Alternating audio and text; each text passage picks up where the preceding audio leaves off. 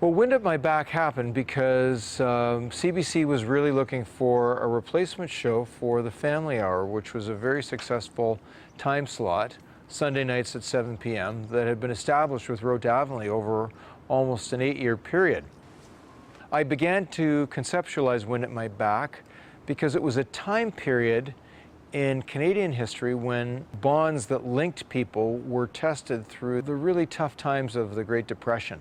My own family's history was one of mining in Northern Ontario, and they were both an affluent family that had productive businesses during the Depression, and yet parts of the family were completely impoverished.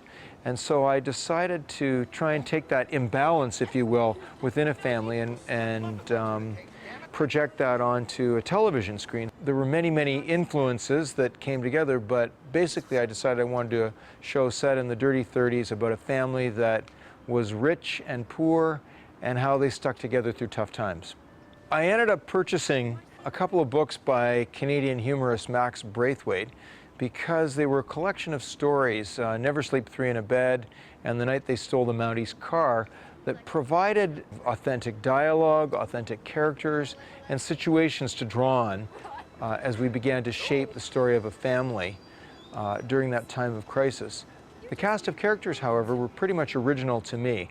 I drew on creating a group of characters that were based partly on people that I knew of growing up, people of my parents' generation, and I intermingled those with characters and events and tone of dialogue, if you will, from Braithwaite's book. So once I created the concept and the Bible for the series, Braithwaite's book kind of surrounded that and gave us a launching pad.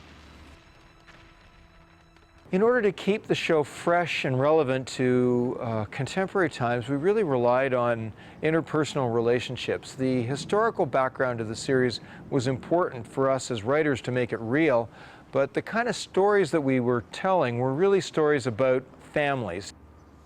Jack Bailey's story in the beginning, where he has to move in with his mother's family, work again with his brother, and then ultimately he's felled by taking down a canoe with his young son, and he's stung by a wasp. That was an actual event that happened in my own family, and tragic as it was, it really reshaped the lives of everyone that was involved in that incident.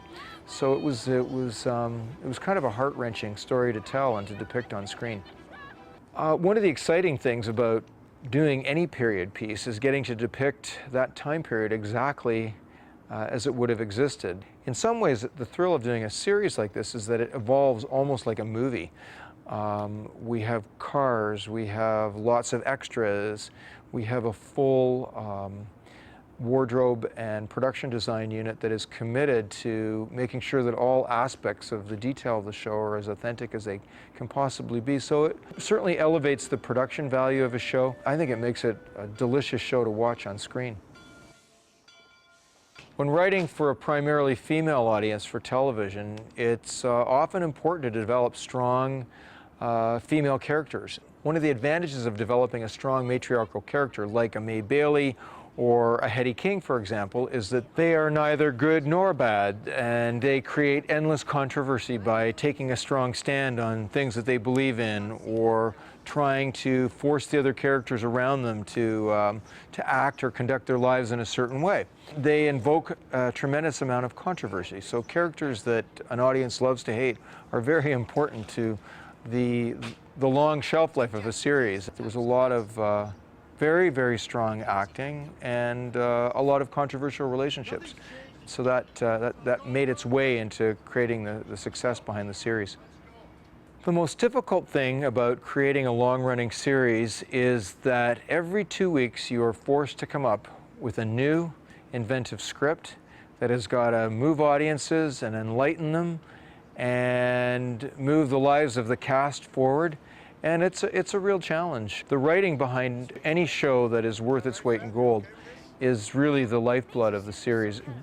Great actors are very important, but the writing itself is probably the most difficult challenge, and that's one of the huge advantages that Wind at My Back had.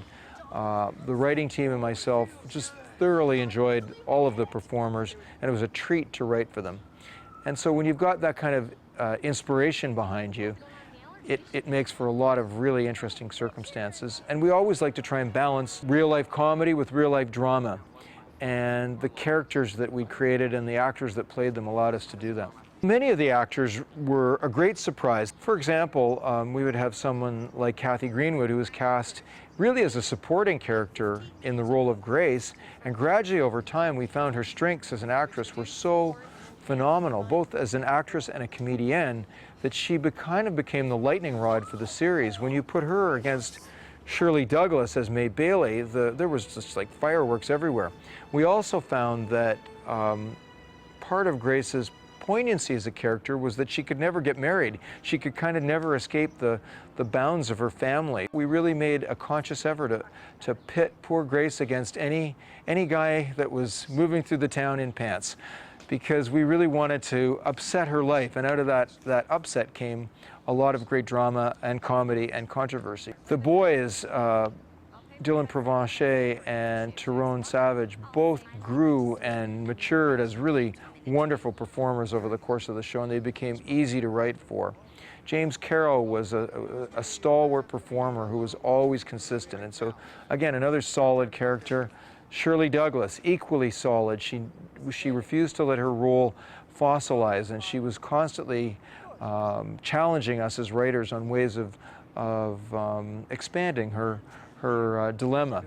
Wind at My Back ended on kind of a cliffhanger, partly because the show at that point had been taken over by another writer-producer by the name of John Bonney, who I had hired to really write the show in a more fun, kind of prank-like scenario. John was an incredibly comic writer, and he was really able to invest the show with a different quality than I was able to bring to it. And I was looking for change in the show, in trying to bring it up a notch in terms of its lightheartedness. We did not know whether the show was going to get renewed or not at that point, so the show ended on kind of a cliffhanger.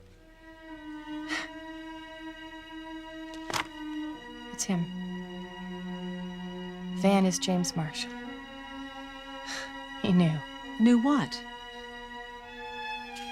That I was tricking him. And he let me do it.